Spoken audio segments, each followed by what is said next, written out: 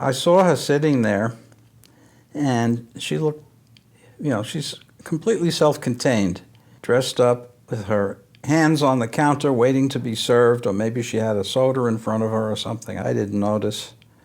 And she's sitting there, and her little panties are visible. Some people object to that, but to me, that's a function of little girls. In fact, there was a comic strip called Nancy and Sluggo, and Nancy always walked around with her little panties visible, just like this little girl. She's sitting on this soda fountain stool, and she's obviously too small for the stool. This is a stool that would be completely covered by an adult's behind, but with her, it's just perched on the edge there. And it represents a quality of little girlism that I've always found adorable. And I like to watch the way they are uninhibited and the way they express themselves like little people.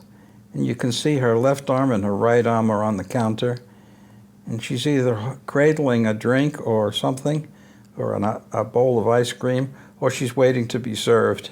And then as an additional note of interest, off to the right is an out-of-focus waiter, and the background is pleasingly out of focus so that you can focus on the little girl.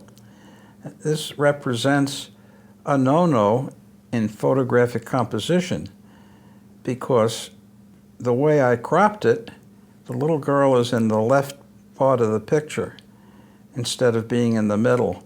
And I cropped it that way because I didn't want to cut the guy out who's out of focus in the right-hand side. I thought he was interesting. And I also wanted to have a kind of an off-center look to the picture. I felt that if I cropped this with the little girl in the middle, the composition would be more boring. And that's just my prerogative as a photographer, as a composer of visual scenes.